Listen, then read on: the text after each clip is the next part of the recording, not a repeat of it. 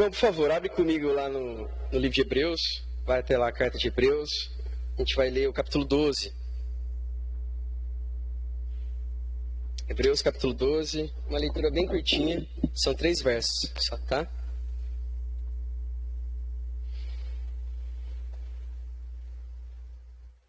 Hebreus capítulo 12, versos de 1 a 3.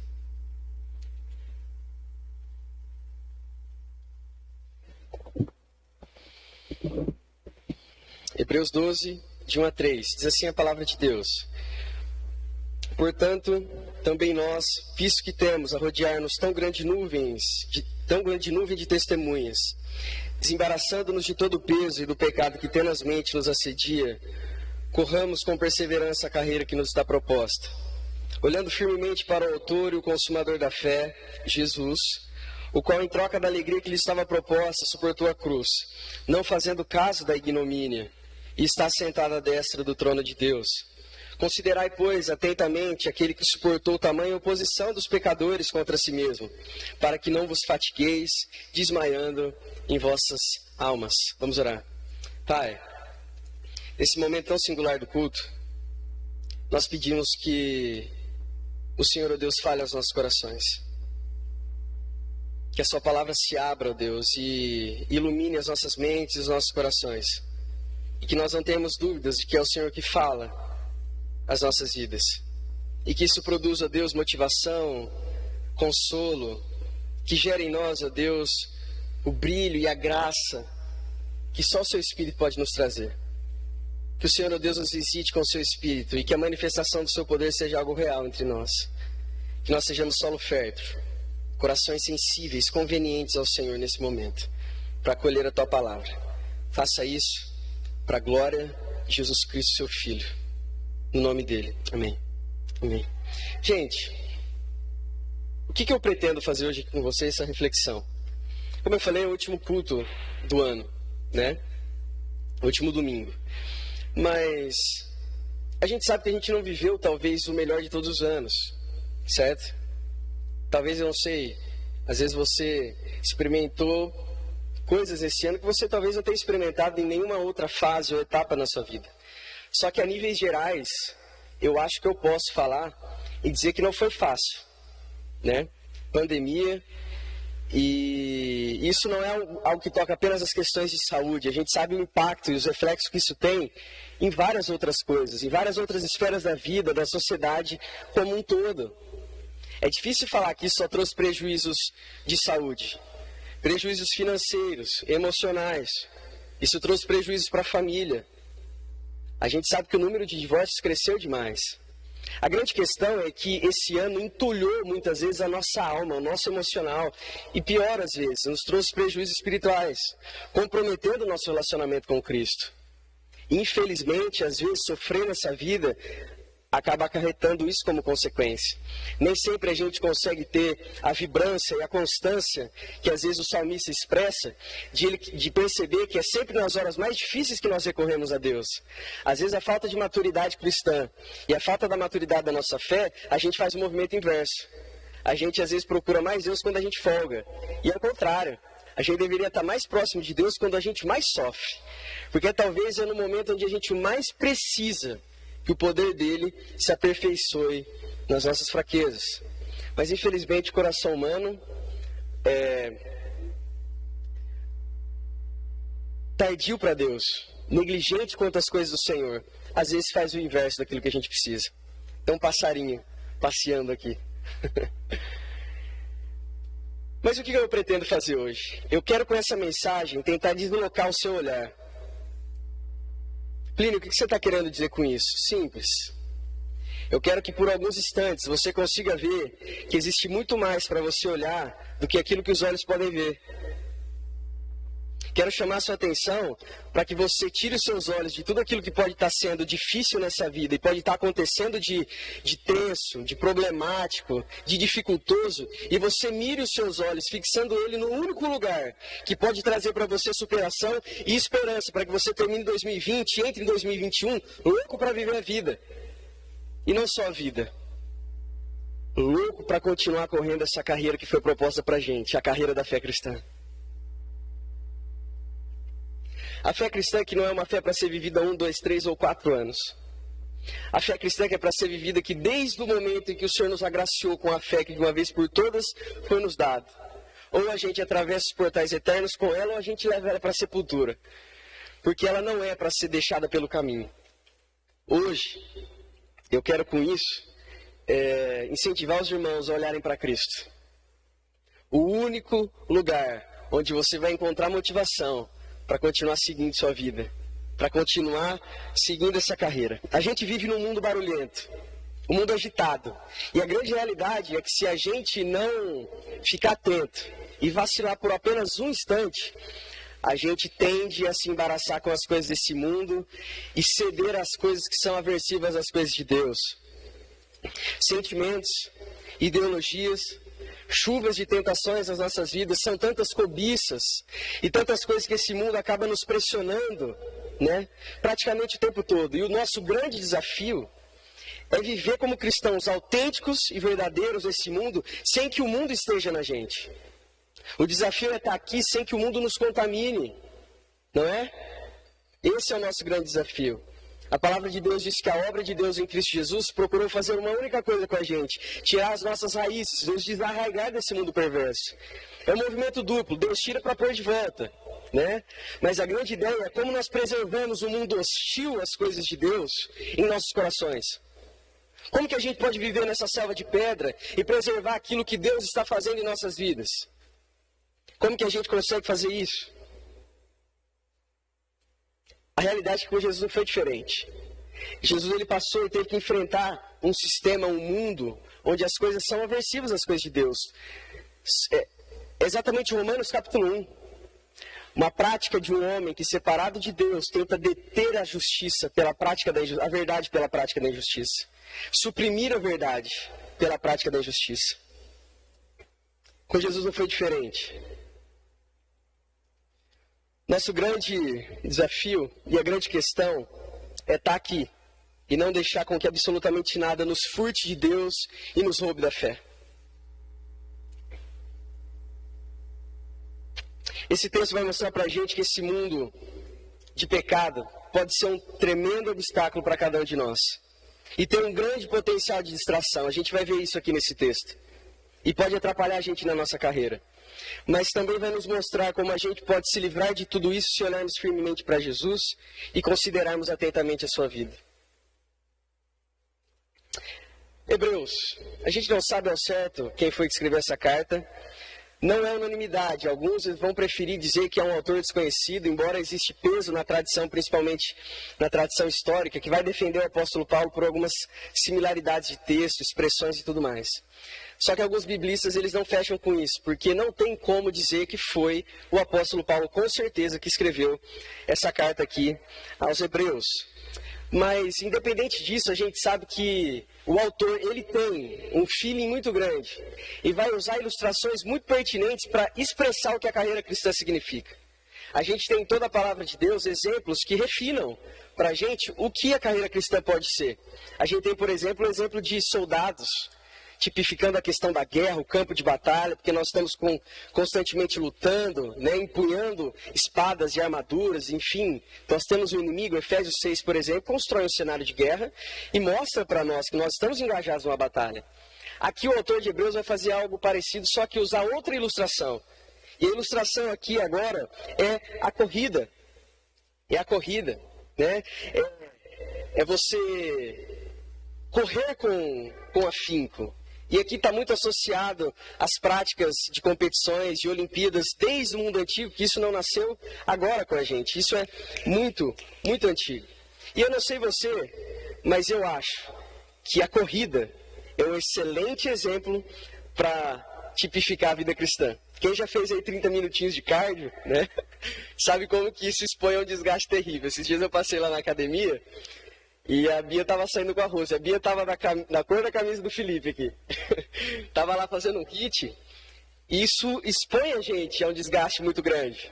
Correr deixa a gente ofegante, você fica exausto, né? Aquela coisa que você fala, meu Deus. E quem corre na esteira e fica lá cronometrando, fala assim, eu vou correr 5, andar 2, corre 5, andar 2. Você não vê a hora de passar lá o tempo para você poder dar aquela desacelerada. Mas a corrida exemplifica muito bem o desgaste que a gente se expõe na vida cristã. Os contemporâneos aqui dos primeiros leitores de Hebreus tinham interesse por esportes. Eles estavam familiarizados com isso. Até mesmo os cristãos. O que acontece? Embora os cristãos não estivessem tão envolvidos com a frequência, por exemplo, nesses estádios locais, para assistir essas competições, porque envolvia certo nível de licenciosidade. Era uma oportunidade para cometer certos excessos pagãos. Consegue entender isso? Então, os cristãos, de certa forma, evitavam ambientes onde era propício a ocasião do pecado. Então, eles evitavam um pouco. Só que eles estavam familiarizados com essa questão da competição, do ambiente, da arena, do torneio, da conquista, da partida, da linha de chegada, de um lugar cheio de pessoas para assistir, torcer, enfim, isso era algo familiar para cada um deles.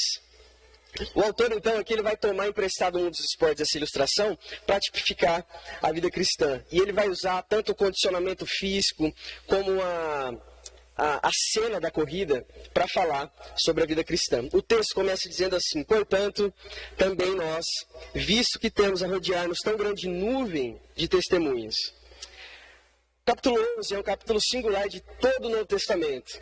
E eu imagino que talvez vocês saibam por quê. No capítulo 11, o autor ele vai elencar aqui numa lista aquilo.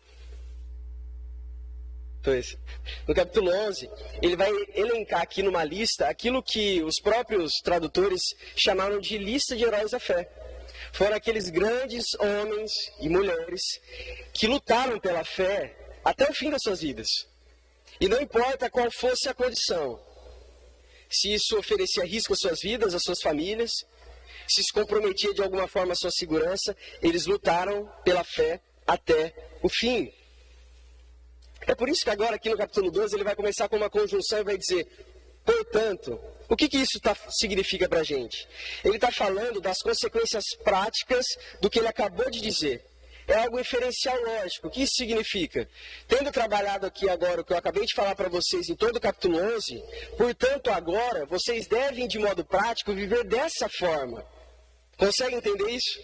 Em todas as cartas, principalmente as do apóstolo Paulo, embora essa aqui a gente tenha dúvida se a gente tem uma parte teológica sendo apresentada e uma parte prática sendo apresentada. Aqui no capítulo 12, talvez já no finzinho da carta aqui aos Hebreus, a gente vai ter um aspecto prático de toda a teologia que foi desenvolvida até agora, mais especificamente no capítulo 11.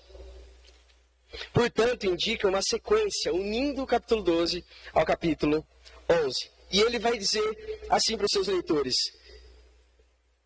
estamos rodeados de uma nuvem de testemunhas. Isso pode significar duas coisas.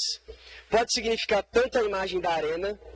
Quem já assistiu aqui às Olimpíadas ou a maratona, alguma coisa do tipo, já viu pela televisão que o estádio ele fica cheio. Você olha para a arquibancada, você vê um número muito grande de pessoas.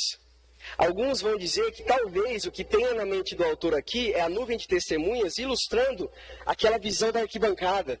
Quando você olha e vê uma multidão de pessoas vibrando lá, Outros vão dizer que talvez a nuvem de testemunhas seja de fato, ele está evocando na mente dos leitores aqui, da sua audiência, as nuvens como a gente olha para o céu, E isso aqui talvez deixe ainda mais bonito, porque é como se ele estivesse dizendo: olha, assim como a gente olha para as nuvens e a gente perde elas de vista no céu, e elas vão para muito mais além do que aquilo que a gente imagina, vão para além do horizonte, assim é o número de testemunhas que testificam a respeito da fé. Esse é o número de pessoas, de homens e mulheres de Deus que testificam a respeito da fé em Deus. A palavra testemunha, ela é muito importante para cada um de nós, porque ela pode indicar uma coisa. Uma pessoa que viu e presenciou alguma coisa. Ela estava numa cena e os seus olhos lhes dizem algo. Os seus ouvidos lhe disseram algo. E a testemunha é algo muito importante no livro de Hebreus, porque se você reparar no capítulo 11, você vai ver que o autor está dizendo, principalmente quando ele vai falar a respeito de Abel, ele vai dizer que a testemunha ele não é alguém calada. Ela não é alguém calada. Testemunha não é silenciosa. A testemunha fala. Testemunha é sempre aquela que fala alguma coisa. Testemunha é aquela que tem algo para dizer. Hebreus 11, no capítulo 11, no verso 4, o autor vai dizer que Abel, embora morto, ainda fala. Esse é o sangue dos justos. Quem são então essas nuvens de testemunhas que nós estamos rodeados? Homens e mulheres de Deus que se agarraram à fé. E ainda hoje eles falam. Plínio fala como? Fala agora, fala aqui. Fala através das páginas das Escrituras. E a grande ideia aqui é que eles não simplesmente falam contando uma história. Eles falam nos empurrando para frente. Eles falam tentando motivar e incentivar a mim e a você. Para que nós não desistamos. Para que a gente continue seguindo em frente. Sabe uma coisa interessante aqui? Que a gente pode fazer um aporte. O que muito me parece é que talvez o autor está usando um recurso retórico aqui. Quando a gente sabe, por exemplo, que um caso vai ser defendido num tribunal, o caso ganha força e corrobora quando você traz o quê? Testemunhas para falar sobre o fato. E o que ele está fazendo?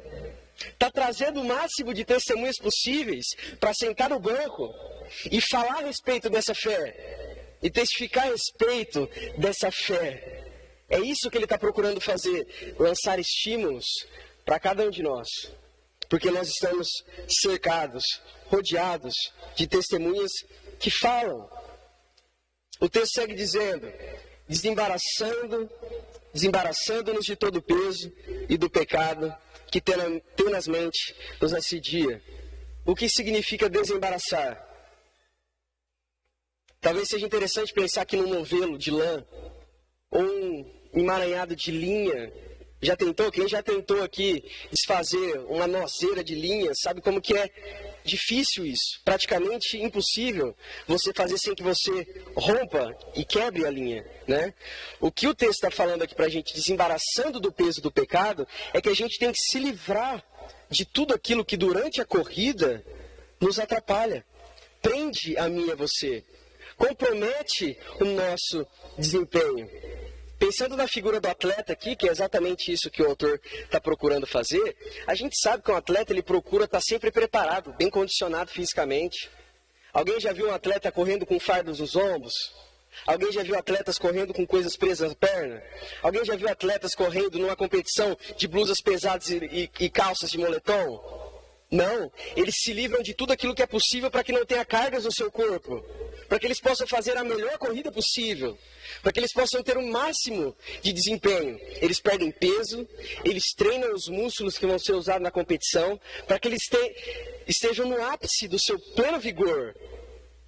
Aqui o que o autor está dizendo para a gente é que o pecado nos atrapalha nessa corrida. E ele nos embaraça. Ele é como se fosse algo preso às nossas costas e às nossas pernas. E atrapalha a gente nessa corrida da fé. Desembaraçar significa colocar de lado. A ideia é que o pecado é uma carga e um obstáculo. E a gente precisa se livrar disso, gente. Quem insiste com o pecado e acha que pode seguir a carreira cristã, está tremendamente equivocado. Não é possível fazer isso. E quem acha que na carreira cristã há espaço para o pecado também está tremendamente equivocado. Porque ou você se suja de vez, ou você se limpa de vez.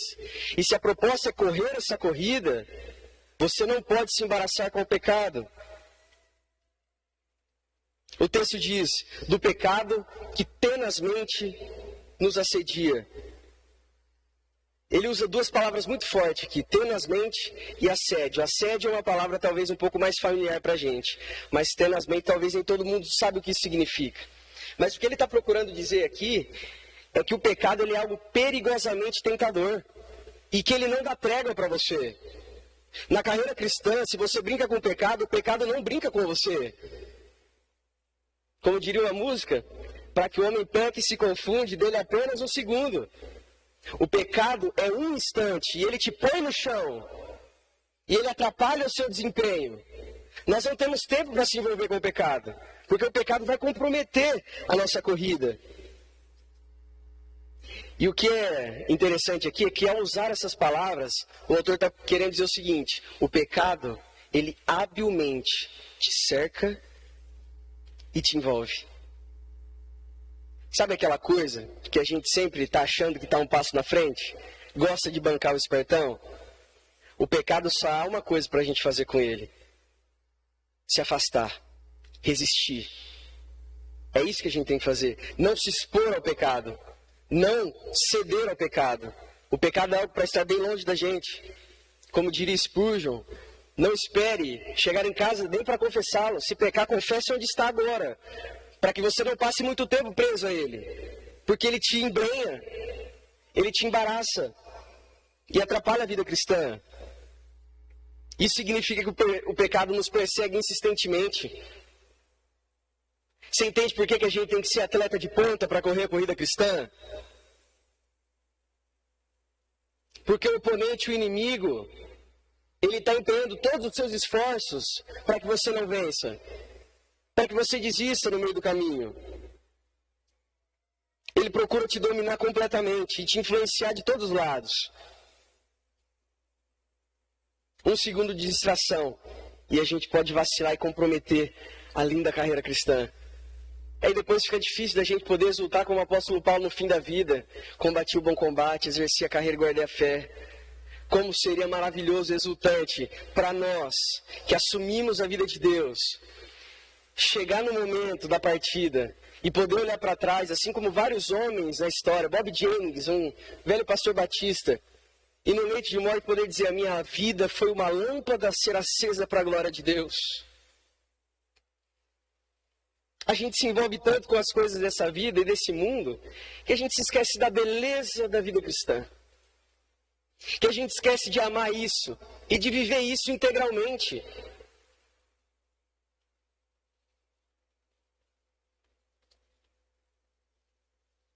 O texto vai seguir dizendo, corramos com perseverança. Meu irmão, nada faz menos sentido do que você entrar em uma luta, em uma corrida, ou em qualquer coisa que seja, se não for para vencer.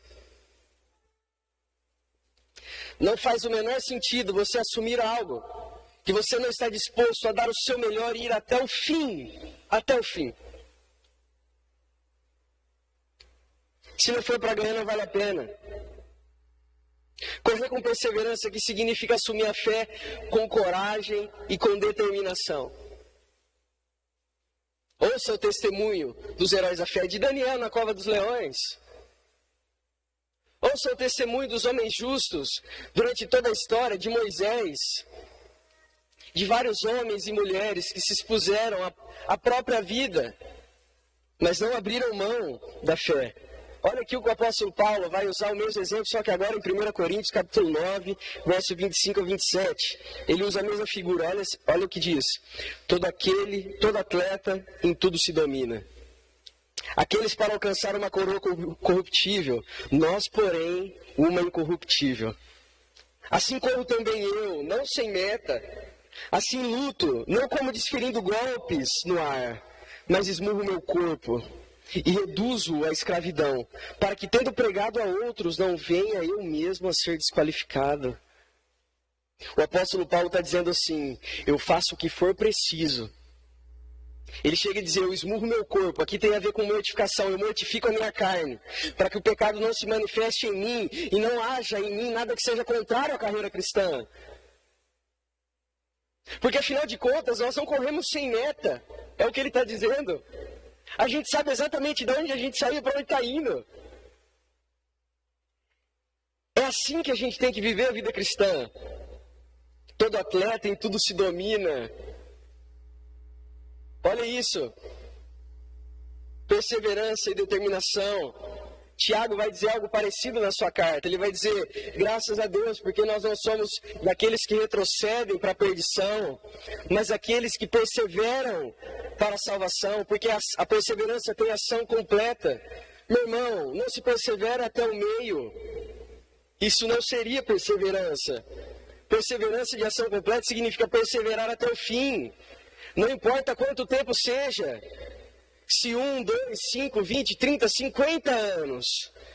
Perseverar até o fim significa ir até as últimas.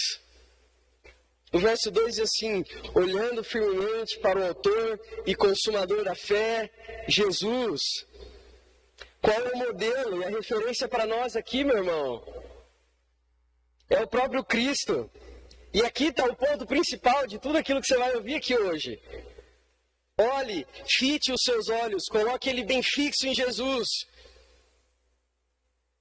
Não adianta você ficar olhando para tudo aquilo que a pandemia trouxe para cada um de nós, para toda a desgraça que isso trouxe, para as dificuldades da vida. Isso não vai te motivar a correr. Isso não vai te motivar a seguir em frente. Nós precisamos colocar os nossos olhos em Jesus. Tem um velho hino que diz assim: volte os teus olhos na direção de Jesus. Olhe bem para a sua maravilhosa face, e as coisas da terra serão crescentemente ofuscadas, à luz da sua glória e graça. A gente às vezes não sabe o que a gente se abate, mas a gente gasta tempo olhando e pensando só em coisas terríveis. Que jeito? Agora tente colocar os seus olhos em Jesus. Todos os dias, toda segunda-feira de manhã, que você acorda pronto para a lida, que você vai ver se no seu coração não vai saltar esperança. Se no seu coração não vai saltar as ricas promessas de Deus, que garante para você segurança e paz perene. É um movimento de você deslocar os seus olhos para a coisa certa. A psicologia costuma dizer isso. Você é aquilo que você gasta tempo pensando, falando. Se você só pensar em desgraça, você vai afundar o seu coração em desgraça. Você vai afundar o seu emocional, o seu psicológico em coisas tristes.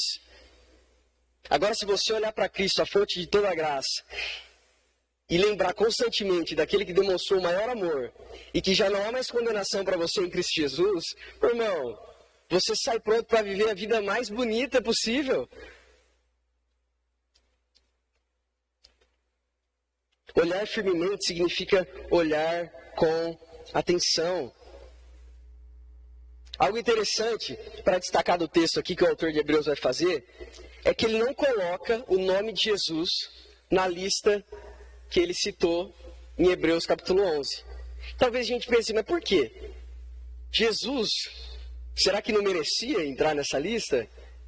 Por que ele não menciona o nome de Jesus na lista dos heróis da fé? E é intencional isso. Ele faz isso para dar reconhecimento especial para Jesus. Porque Jesus é muito mais do que um simples herói da fé. Antes ele é o próprio autor e o aperfeiçoador da fé. Jesus não é apenas mais uma testemunha, ele é o pioneiro. Ele é o autor de tudo isso. Sem Cristo, fé não seria possível.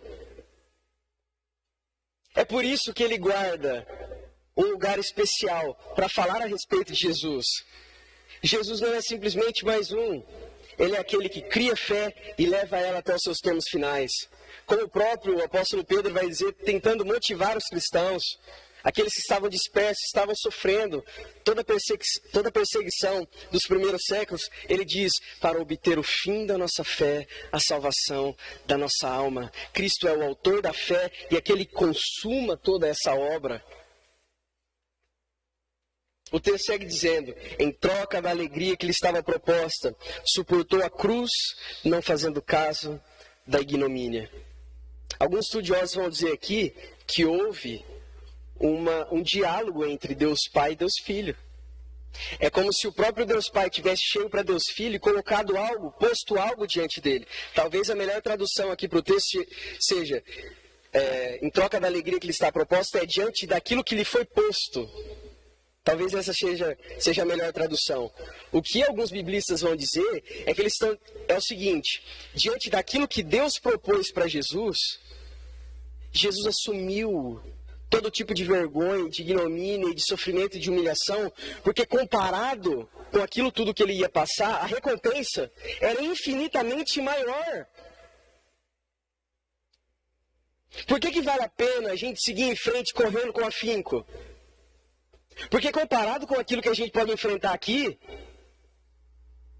aquilo que nós vamos obter em glória é infinitamente maior.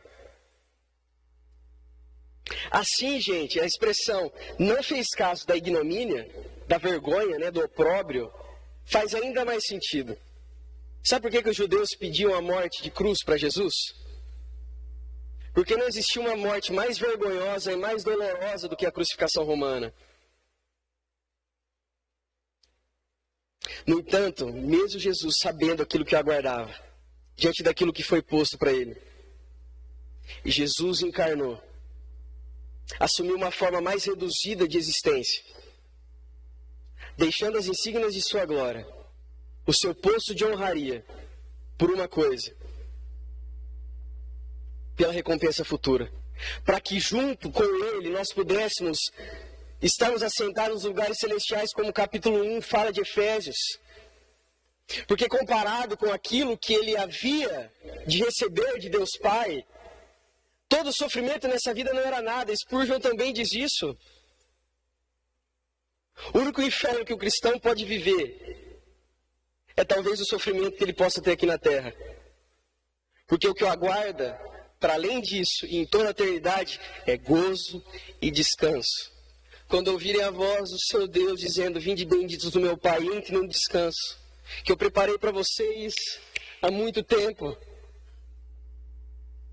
Não vale a pena, meu irmão, correr alguns anos aqui, lutar algum tempo, correr aqui nesse mundo hostil, evitando o pecado? Porque a glória que há de ser revelada em nós não pode ser comparado com o sofrimento do tempo presente. Porque o homem que espera apenas para essa vida é o mais digno de piedade. Consegue perceber? Embora nós não estejamos numa bolha aqui nesse mundo como cristãos, nós estamos protegidos, mas estamos de certa forma expostos. E a gente pode passar por algumas dificuldades, mas cada uma delas, ao lado de Cristo, vale a pena por conta daquilo que a gente vai receber de Deus para cada um de nós. E no verso 13, ele vai dizer novamente: olhem atentamente para toda a vida de Jesus. Reflitam sobre o que ele teve que enfrentar. Ele literalmente, gente, está estimulando aqui os crentes a compararem as suas vidas com a vida de Jesus. E aqui eu faço um adendo aqui e chamo a sua atenção para isso. A gente costuma ser muito introspectivo. E isso, de certa forma, é bom. Nós precisamos fazer esse movimento de olhar para dentro. A conversão gera um pouco de introversão também. É primeiro um movimento de olhar para dentro e depois de olhar para fora. Só que a grande realidade é que muitas vezes a gente permanece abatido e doente porque a gente gasta muito tempo olhando para nós mesmos. E lembra que eu disse que esse é um autor muito sensível? Ele vai tratar aqui de modo muito pastoral e vai aconselhar os leitores a uma coisa: pare de olhar para dentro de si mesmo. Considerar atentamente a vida de Jesus, ele está dizendo o seguinte: coloque a sua vida, aproxime a sua vida de Jesus e compare. Por dois motivos. Primeiro, para você parar de olhar só para dentro de si mesmo, porque talvez você vai olhar e não vai ver só coisas boas, e isso vai te adoecer. E segundo, para você não ser aquela vítima no mundo onde você constrói, onde você é aquele que mais sofre, aquele que mais padece, aquele que mais passa por dificuldades. O movimento aqui, o estímulo é: olhe para Jesus, considere a vida de Jesus. Olhe para o seu mestre. Vale a pena lembrar aquilo que Jesus disse: se me chamaram e me trataram como demônio, e negaram a mim, me rejeitaram a mim, o que farão então com os meus seguidores? Ao olhar e ao considerar a vida de Jesus, a gente vai encontrar pontos de similaridade e de identificação. A gente vai deixar de ser aqueles bichinhos e monstrinhos únicos no mundo. Sabe? Você vai ver que existem pessoas que trilharam o caminho que você está trilhando agora. E você vai ver que não está sozinho. Essa é uma prática pastoral muito, muito constante. O apóstolo Pedro, quando vai consolar os irmãos, ele fala isso: gente, fiquem tranquilos, porque cristãos espalhados por toda a terra sofrem do mesmo jeito que vocês estão sofrendo. Nós não somos os únicos. Você não é o único que está correndo essa carreira aqui. Às vezes o nosso mundo é pequeno demais. Às vezes a gente vê muito fechadinho, dentro de uma caixinha. E esquece de deixar o evangelho, o cristianismo e a percepção mais apurada da vida expandir a nossa visão. Considere atentamente a vida do Cristo. Olhe para o supremo modelo.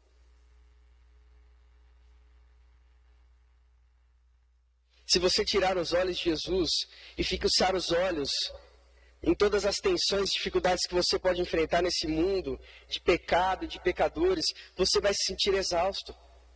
Você vai adoecer. Olha o que o texto diz pra gente. Jesus viveu no mundo e teve que suportar a pressão dos pecadores. Com a gente não é diferente. Tantas lutas, tantas dificuldades. Mas nada disso é motivo para a gente deixar a corrida.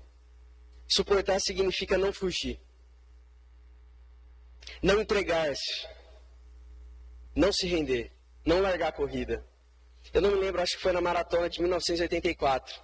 Acho que é Gabriele Hendricks, alguma coisa assim. Todo mundo atravessou a linha de chegada. Eu até queria separar o vídeo para mostrar para vocês, é emocionante. Ontem, enquanto eu via, marejou. Todo mundo atravessou a linha de chegada. Só ficou uma pessoa na pista. Ela já estava fraca, exausta. Os médicos vão na direção dela para tentar tirar ela da corrida.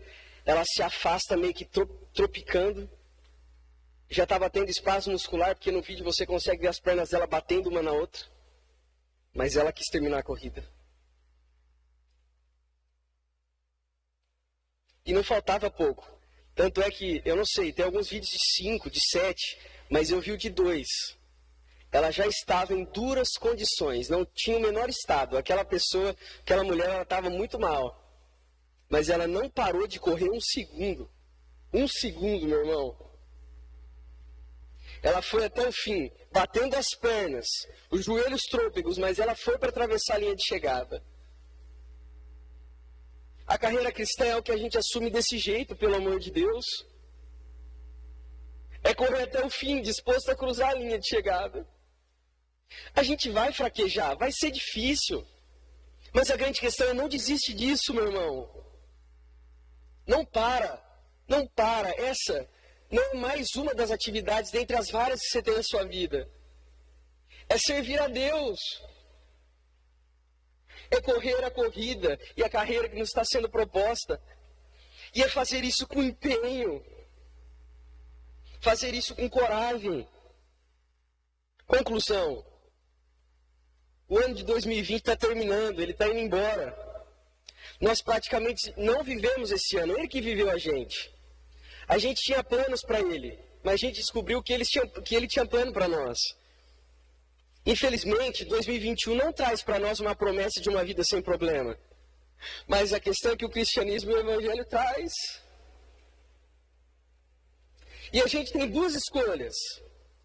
Ou você sofre agora com uma promessa de uma recompensa gloriosa lá na frente, ou você sofre agora e a única coisa que você vai ter é sofrer agora e sofrer ainda mais depois.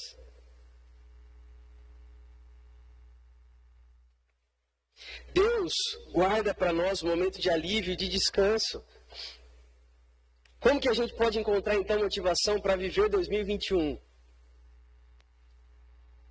A gente às vezes perdeu tanta coisa esse ano.